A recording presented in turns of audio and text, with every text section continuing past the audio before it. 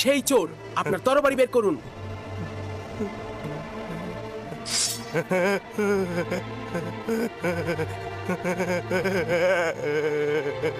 এই চোরটার গর্দান কেটে ফেলুন। না না না না, আমি স্বীকার করছি, আমি স্বীকার করছি, আমি চুরি করেছি, আমি ভুল করেছি, আমি স্বীকার করছি। জনাব রুদামুন, আমি স্বীকার করছি, আমি চুরি করেছি। তুমি নিজেও চিন্তা করনি যে এত তাড়াতাড়ি স্বীকার করবে। শাবাশ ইউজারশিপ, শাবাশ। তাকে নিয়ে যাও। জনাবে মহান হানিফারের উপর দরুদ। সাধারণত রাজমহল দর্শনের সময় সকালবেলা, হঠাৎ এই দুপুরবেলা। ইউজারশিপকে রাজমহল দেখাতে নিয়ে এলাম। আমি চাইছি এই রাজমহল ও এর আদিবাসীদের সঙ্গে ওর পরিচয় হোক। ওখানে কি হয়েছে? রাজমহল থেকে জোহর চুরি হয়েছে। এরা সকলেই রাজমহলের অভ্যন্তরীণ পাহারাদার। কেউ স্বীকার করছে না, কিন্তু একজন আরেকজনকে দোষ দিচ্ছে। তাই নাকি? চলো দেখছি ব্যাপারটা।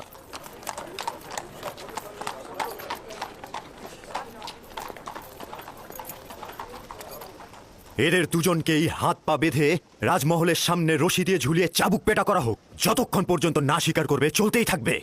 আমাকে কসম কেটে বলছি, আমি এই কাজ করিনি, আমি এই কাজ কথা করিনি। চিৎকার করবে না, যা বলার একজন করে বলো।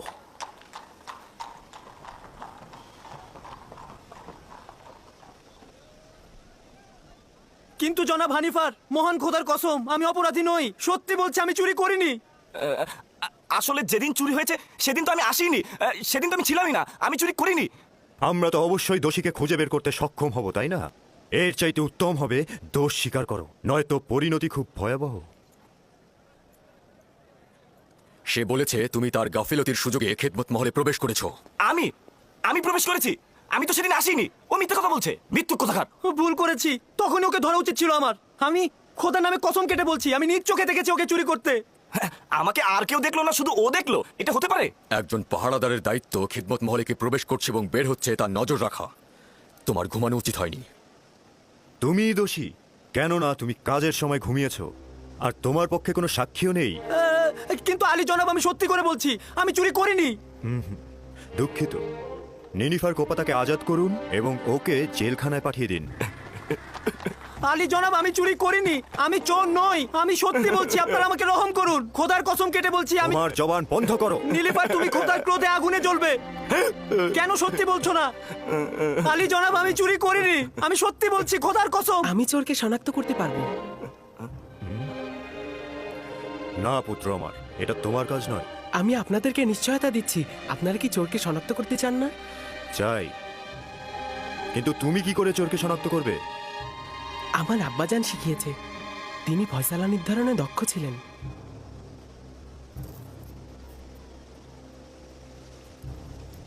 নিশ্চয়তা দিচ্ছ? জি জনাব হানিফার, চাইলে পরীক্ষা করুন। খুবই ভালো।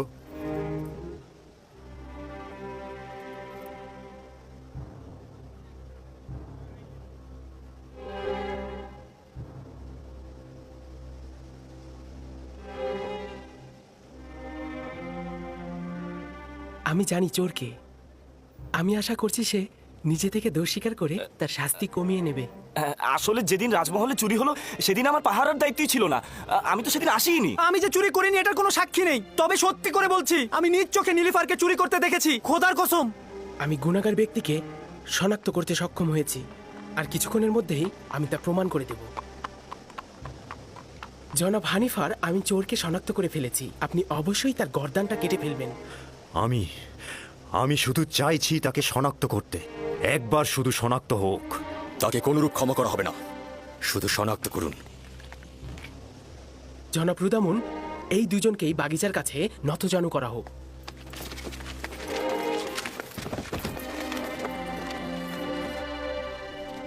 তাদের চক্ষু যুগল বেঁধে ফেলা হোক। রুমাল নিয়ে এসো।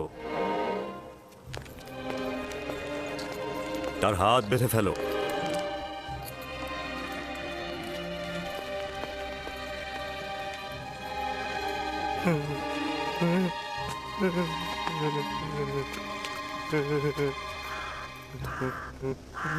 আরো একবার চোরকে সুযোগ দিচ্ছি, তুমি নিজে থেকে দোষ স্বীকার করো, শাস্তি কম পাবে।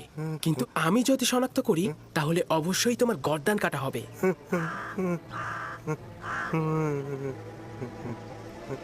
সেই চোর, আপনার তরবারি বের করুন।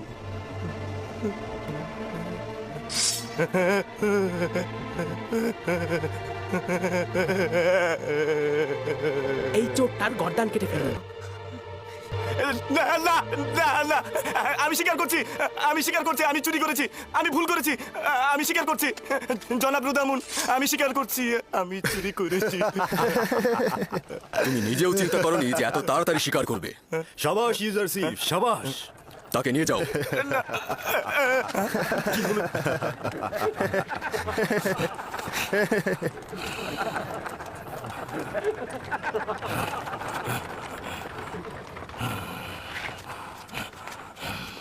সাবাস পুত্র আমার, চিন্তিত ছিলাম।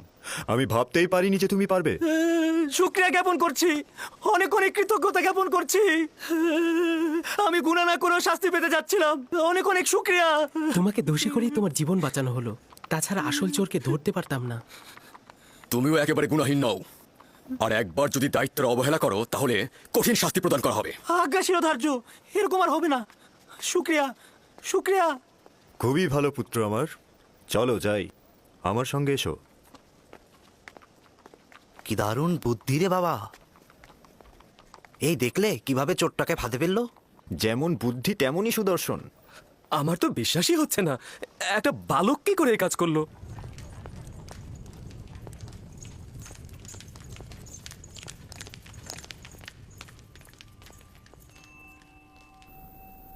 সে তো ভেবেছিল আমরা তার শিরচ্ছেদ করছি, সঙ্গে সঙ্গে সে তার জায়গা থেকে উঠে দাঁড়ালো এবং গুনাহ স্বীকার করে নিল। সে তো ভয়ে বলতে থাকলো যে না না, শিরচ্ছেদ করো না, গুনাহ আমি করেছি, আমি চুরি করেছি, আমি আমার দোষ স্বীকার করছি। ইউজারশিপের এই চতুরতা দেখে সবাই তো একদম অবাক হয়ে গেল। কেউ তো চিন্তাও করতে পারেনি তার মতো একটা বালক এত তীক্ষ্ণ বুদ্ধি সম্পন্ন। আমি অবশ্যই জনাব পুতিফারের কাছে এই মূল্যবান হাদিয়ার জন্য শুক্রিয়া জ্ঞাপন করব। ইউজারশিপ খুব বুদ্ধিমান এবং অক্ষর জ্ঞান সম্পন্ন বালক। আজ থেকে কেউ অতিরিক্ত খাবার নিতে পারবে না। যার যতটুকু দরকার ততটুকুই হিসেব করে খাবার বিতরণ করবে সে। একজন অক্ষর জ্ঞান সম্পন্ন গোলাম তার মালিকের কাছে নিয়ামত স্বরূপ। ইউজারশিপের বিশ্রামাগার কোথায় নির্ধারণ করেছেন? এখনো সিদ্ধান্ত গ্রহণ করিনি। গোলামদের থাকার জন্য নির্ধারিত স্থান রয়েছে, এখানে সিদ্ধান্তের কি দরকার? না, গোলামখানায় নয়, এখানেই রাজমহলের মধ্যে, যা গতরাতে নির্ধারণ করা হয়েছে। ইউজারশিপ, তুমি কি রাজি আছো? শুক্রিয়া জ্ঞাপন করছি। যদি অনুমতি দান করেন, আমার শোবার জায়গা রাজমহলের গোলামদের মধ্যে হলে উত্তম হবে। আমি বলবো তুমি কোথায় এবং কাদের সাথে জীবন করবে। বুঝতে পেরেছো? জি। বানু, রাজমহলে একজন গোলামের উপস্থিতি নিয়মের বরখেলাপ। এতে করে অন্যান্য গোলামরা ঈর্ষান্বিত হয়ে উঠতে পারে। যখন আমি এবং এই মহলের প্রভু পুতিফার তার প্রতি আকৃষ্ট হয়েছি, তখন আর কারো হক নেই তার প্রতি দৃষ্টি দেওয়ার।